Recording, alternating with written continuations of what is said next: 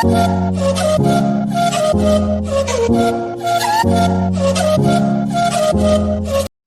Channel में आप सबका स्वागत है। आज हम हिस्ट्री पढ़ने वाले हैं और हिस्ट्री में हम अकबर के विषय में देख रहे थे। आज हम अकबर का दूसरा पार्ट करने वाले हैं। तो अकबर का जो दूसरा पार्ट करने वाले उसमें हम देखेंगे कि मतलब जैसे गोल्डन टेम्पल था उसका निर्माण कैसे हुआ, अमृतसर का स्थापना कैसे हुआ, ये सब हम देखने वाले हैं। और इसके बाद हम और भी देखेंगे अकबर से रिलेटेड, जो अकबर के कितने मतलब नौ रत्न थे, तो नौ रत्न कौन कौन थे। फिर एक नया धर्म का स्थापना किया गया था अकबर के द्वारा, वो किसके द्वारा, एक ही हिंदू था जो जिसने ये धर्म अपनाया था, तो वो कौन हिंदू था जो धर्म अपनाया था। तो ये सब हम देखने वाले हैं। तो 1517 ईस्वी में, 77 ईस्वी में, मतलब इससे पहले जो हम देखे थे वो हल्दी घाटी का युद्ध देखे थे। 1576 ईस्वी में हुआ था हल्दी घाटी का युद्ध। हल्दी घाटी का युद्ध किसके किसके बीच हुआ था, तो वो राजा मान सिंह और राजा मान सिंह लड़े थे अकबर की तरफ से। और किससे लड़े थे, तो राणा प्रताप सिंह से लड़े थे और राणा प्रताप सिंह को परास्त कर दिए थे। तो वो हल्दी घाटी के युद्ध में हम देखे थे। लेकिन आज हम देखने वाले हैं कि अकबर का एक दोस्त हुआ करते थे जो सिख गुरु थे, फोर्थ सिख गुरु थे। चौथा सिख गुरु कौन थे, तो गुरु रामदास के नाम से जाने जाते हैं। फोर्थ सिख गुरु जो है वो गुरु रामदास के नाम से जाने जाते हैं। तो वो गुरु रामदास को अकबर ने 500 बीघा ज़मीन जो है वो अपने फ्रेंड को दे दिया। उनका कौन फ्रेंड, तो गुरु रामदास जी को दे दिया। इसलिए वो जो 500 बीघा ज़मीन दिया गया, तो उस शहर को रामदास नगर, मतलब ये गुरु रामदास के नाम पर ही उस शहर का नाम रखा गया था, रामदास नगर के नाम से जाना गया। शुरू में ये किस नाम से जाना जाता था, अमृतसर रामदास नगर से, या फिर चक गुरु के नाम से जाना जाता था। लेकिन बाद में यही रामदास नगर अमृतसर के नाम से जाना गया। अब ये 1589 ईस्वी में हम देखते हैं कि अमृतसर में गोल्डन टेम्पल का जो है निर्माण कराया गया। वो किसके द्वारा निर्माण कराया गया, तो ये फोर्थ गुरु थे गुरु रामदास, लेकिन फिफ्थ गुरु जो थे वो थे गुरु अर्जुन देव। अब गुरु अर्जुन देव जो है वो फिफ्थ सिख गुरु थे और उनके द्वारा ही गोल्डन टेम्पल का निर्माण करवाया गया।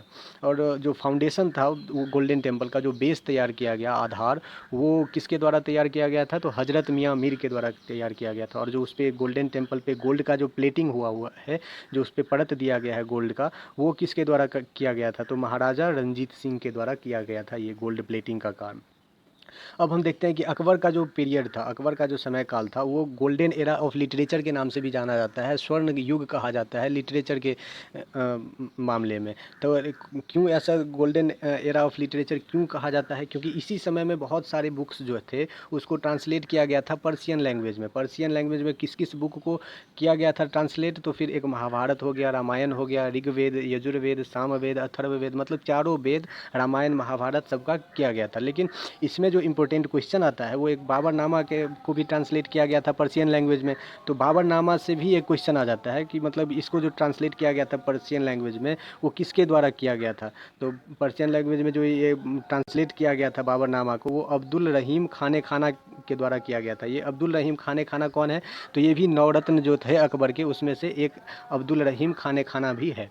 अब महाभारत के विषय में भी आ जाता है क्वेश्चन। तो महाभारत जो है उसको पर्शियन लैंग्वेज में जब ट्रांसलेट किया गया तो उसको किस नाम से जाना गया, तो राजमनामा के नाम से जाना जाता है। महाभारत को पर्शियन लैंग्वेज में राजमनामा के नाम से जाना गया। और ये ट्रांसलेट किसके द्वारा किया गया था, तो अब्दुल कादिर बदायूनी के द्वारा ये पर्शियन लैंग्वेज में महाभारत को ट्रांसलेट किया गया था।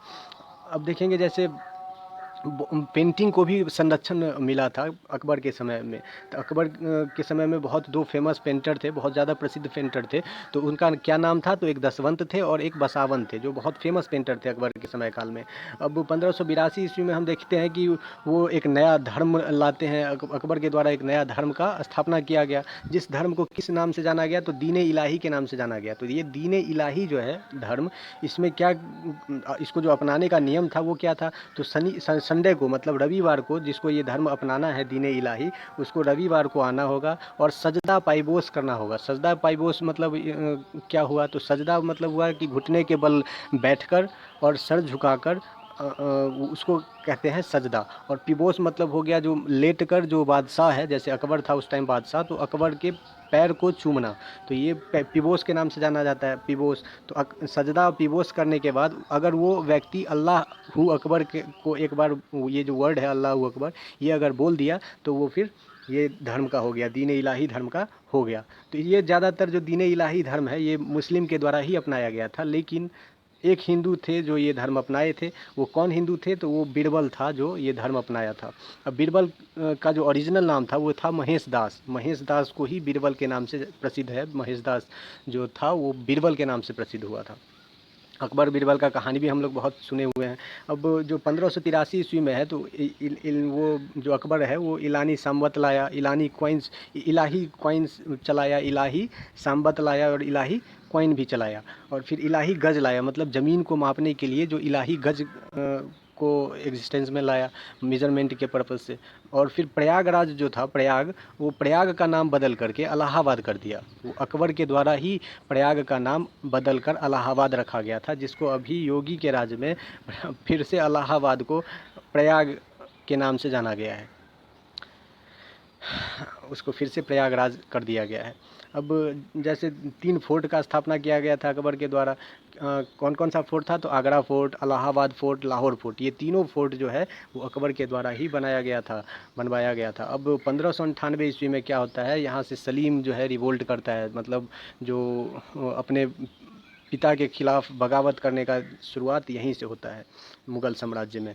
मुग़ल साम्राज्य में सबसे पहले जो रिवोल्ट शुरू किया था वो अकबर के बेटा ने अपने बाप के विरुद्ध जो है विद्रोह शुरू किया था। तो 1598 में क्या किया, सलीम जो अकबर का पुत्र था वो इलाहाबाद फोर्ट पे कब्जा कर लिया और खुद को एक स्वतंत्र शासक घोषित कर लिया। जिसके बाद 1598 में ये हुआ और 1602 ईस्वी में ये जो सलीम को समझाने बुझाने के लिए अकबर के द्वारा अबुल फजल को भेजा गया। अबुल फजल कौन है उसके विषय में जानेंगे। तो अबुल फजल एक वही जो 9 रत्न था अकबर का, उसमें से एक रत्न अबुल फजल भी था। अबुल फजल के द्वारा ही अकबरनामा लिखा गया है। अकबरनामा को हम और किस नाम से जानते हैं? तो आईने अकबरी के नाम से जानते हैं। और अकबरनामा किसके द्वारा लिखा गया था, ये क्वेश्चन बहुत इंपॉर्टेंट बन जाता है। तो अबुल फजल के द्वारा लिखा गया था। अकबरनामा को किस नाम से जाना जाता है? तो आईने अकबरी के नाम से जाना जाता है। ये इंपॉर्टेंट है, ये ध्यान में रखना है। अच्छा, अब अबुल फजल को मरवा दिया गया सलीम के द्वारा। सलीम के द्वारा मरवाया गया। और सलीम किसको भेजा था मारने के लिए? तो उसका नाम था वीर सिंह बुंदेला। वीर सिंह बुंदेला को भेजकर अबुल फजल की हत्या करवा दिया सलीम ने।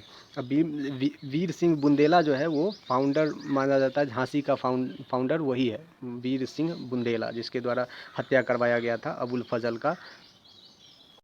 अब जैसे देखेंगे 1599 ईस्वी में क्या हुआ। तो 1599 ईस्वी में जो सबसे पहला ब्रिटिशर्स माना जाता है कि इंडिया आया था, वो जॉन मिल्डेनहाल नाम का ब्रिटिशर्स जो है अकबर के समय में ही इंडिया आया और फिर रिटर्न चला गया। लेकिन अकबर के कोर्ट में, अकबर के दरबार में आने वाला रोल्फ फिंच था जो अकबर के दरबार में भी आया था, रोल्फ फिंच नाम का ब्रिटिशर्स। उस समय क्वीन कौन थी, ब्रिटेन का रानी कौन थी? तो रानी एलिजाबेथ टेलर वन थी। और 31 दिसंबर 1600 ईस्वी को फिर ईस्ट इंडिया कंपनी का भारत में स्थापना किया गया। और यही ईस्ट इंडिया कंपनी धीरे धीरे पैर फैलाते हुए गया और भारत पर एक दिन राज करने लगा ब्रिटिशर्स। और उसके बाद देखेंगे कि जो अकबर था, अकबर किससे नाराज़ था? तो अकबर सलीम से बहुत ज़्यादा नाराज़ था, क्योंकि वो नौरत्न में से एक अबुल फजल जो था उसको हत्या करवा दिया था। तो अब इसके वजह से बहुत नाराज़ था अकबर सलीम से। लेकिन फिर उसी नाराज़गी की वजह से क्या हुआ, तो खुसरो जो उसका पोता था अकबर का, उसको अपना उत्तरदायित्व सौंप दिया, अपना उत्तराधिकारी चुन लिया। लेकिन फिर जो है वो सलीम आया और सलीम माफ़ी मांगा, लेकिन वो मान नहीं रहा था। फिर टोडरमल और तानसेन के कहने पर ये जो है, टोडरमल और तानसेन कौन है? तो ये भी नौरत्न में ही थे। और टोडरमल और तानसेन के कहने पर अकबर सलीम को माफ़ी दे देता है और फिर उत्तराधिकारी भी सलीम को ही बनाता है। इसके बाद देखेंगे 1605 ईस्वी में इसकी मृत्यु हो जाती है अकबर की। किस वजह से मृत्यु होती है? तो एक रोग है डाइसेंट्री के नाम से जाना जाता है। तो डिसेंट्री रोग जो है, जिसको हम अतिसार रोग कहते हैं, उसके वजह से उसको मृत्यु हो जाता है। अब टॉम जो उसका बना, कहाँ पे बना? तो सिकंदरा आगरा में बना, वहीं पे दफनाया गया है अकबर को, सिकंदरा आगरा में। अब 9 जेवेल्स जो थे अकबर का, जो 9 रत्न थे, उसका नाम भी ध्यान में रखना है। तो जो बीरबल हो गया, जिसको महेश दास के नाम से जानते हैं। फिर तानसेन, जिसका ओरिजिनल नाम जो था वो रामतनु पांडे था। फिर अबुल फजल हो गया, मान सिंह हो गया। फिर अब्दुल रहीम खाना जो बाबरनामा को पर्शियन लैंग्वेज में ट्रांसलेट किया था। फिर टोडरमल हो गया, फैजी हो गया, मुल्ला दो प्याजा हो गया, फिर फ़कीर अजीउद्दीन हो गया, फ़कीर अजीउद्दीन। तो ये 9 रत्न था अकबर का। और इसमें इसके बाद ये जो नवरत्न था, इसके बाद जो है वो नेक्स्ट सक्सेसर कौन बना, उत्तराधिकारी, तो जहांगीर बना। जहांगीर कौन है, तो जहांगीर का ही नाम है सलीम। सलीम जो है वो बाद में जाकर जहांगीर के नाम से फेमस हुआ। और जहांगीर या सलीम कह दीजिए, तो उसका जो शासनकाल था वो 1605 ईस्वी से 1627 ईस्वी तक चला था।